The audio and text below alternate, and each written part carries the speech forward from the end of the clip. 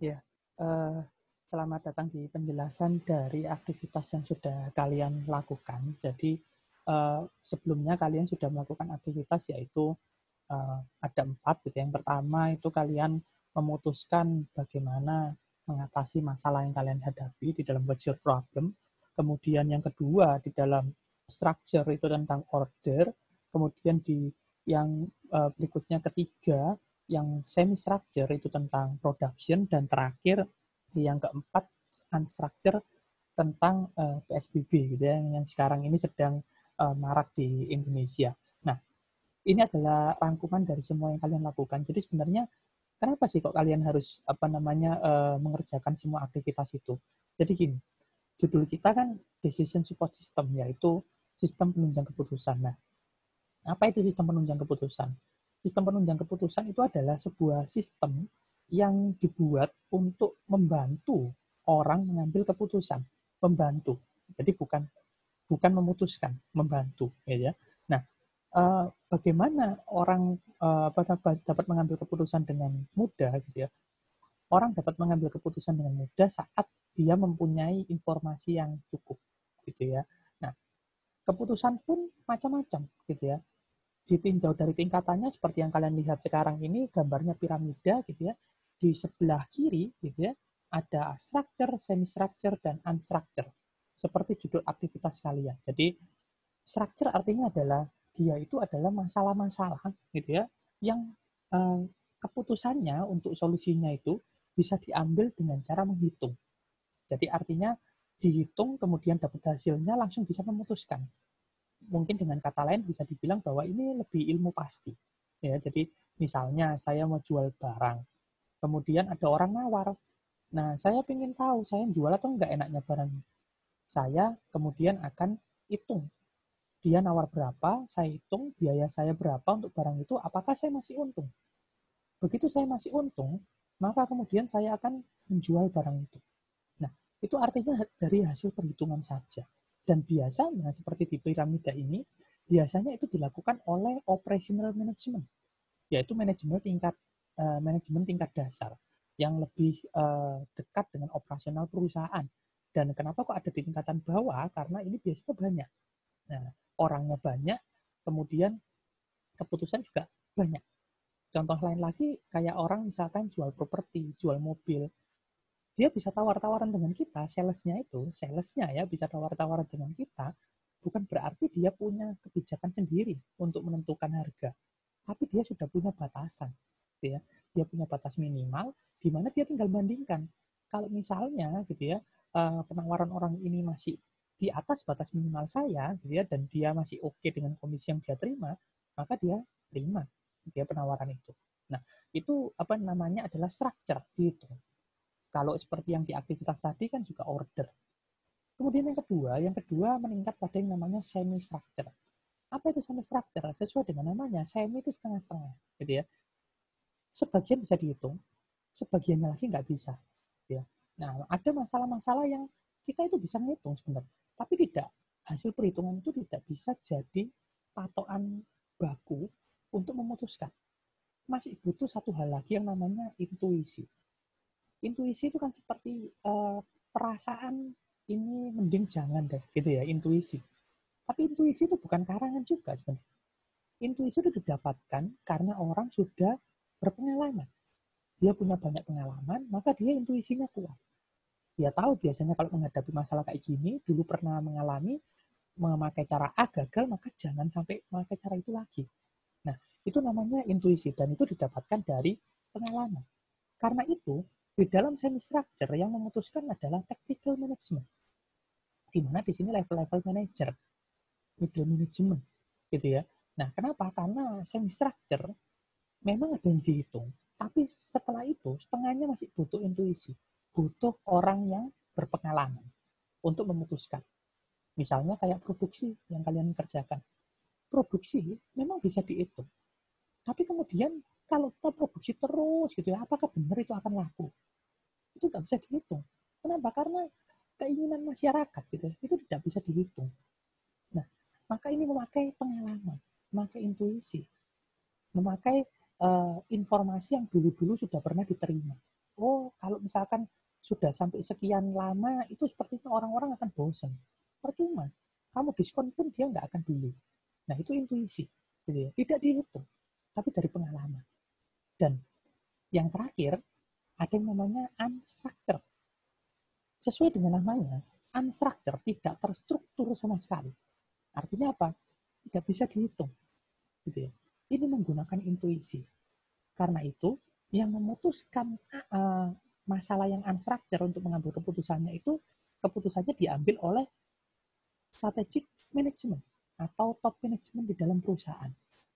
Kenapa? Karena mereka yang pengalamannya sudah banyak.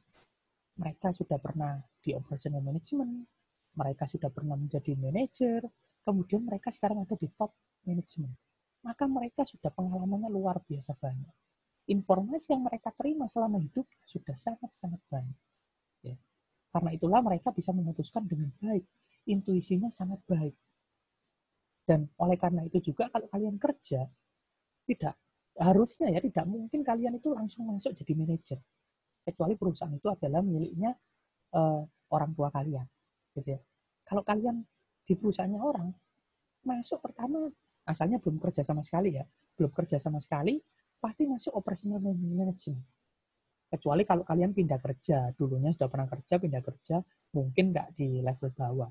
Tapi kalau dari kalian belum kerja sama sekali, lulus, kerja, pasti operational management. Kenapa? Kalian belum punya intuisi, belum punya pengalaman, belum punya informasi banyak. Karena itu kalian harus cari informasi dulu dengan cara berada mulai dari level terbawah. Gitu ya. Nanti kalau sudah makin pinter, makin lama, makin punya pengalaman, intuisi terasa, mulai naik manajer, mulai naik direktur, dan seterusnya. Gitu ya. Jadi artinya kita itu, gitu ya, semuanya pasti mulai dari bawah. Kenapa? Karena keputusan itu sulit. Kalau keputusan yang bisa dihitung masih gampang. Kalau keputusan yang nggak bisa dihitung itu sulit, butuh intuisi.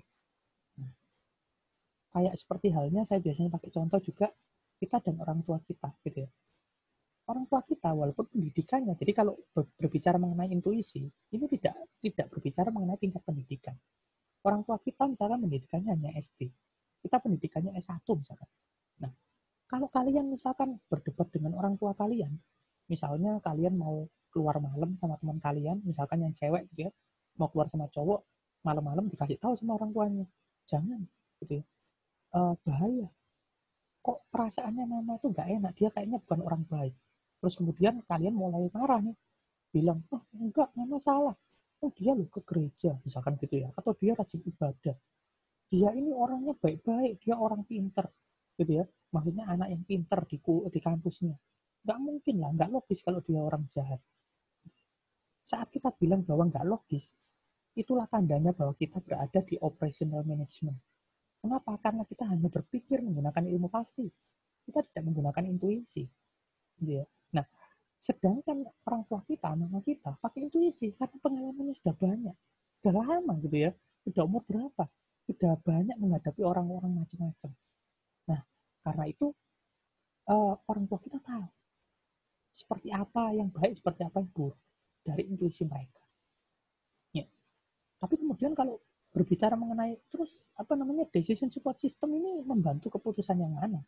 Nah, decision support system ini kan sebenarnya sistem itu juga mesin, bukan manusia.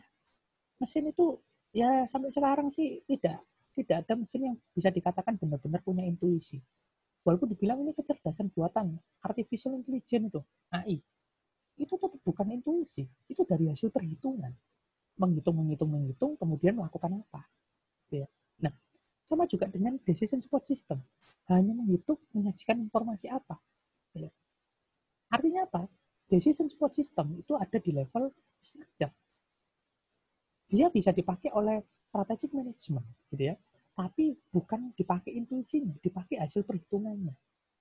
Dipakai informasi yang dihasilkan untuk kemudian digabung dengan intuisinya dia, gitu ya. Kemudian memutuskan sesuatu. Cuman karena adanya decision support system, ini lebih mudah untuk cari informasi. Artinya apa? Lebih mudah untuk mendapatkan pengalaman. Oleh karena itulah, kalau kita lihat sekarang, banyak sekali gitu ya, pemimpin-pemimpin perusahaan, terutama perusahaan startup seperti Gojek, Tokopedia, dan lain-lain, itu masih muda-muda. Kenapa? Karena mereka sudah pakai sistem.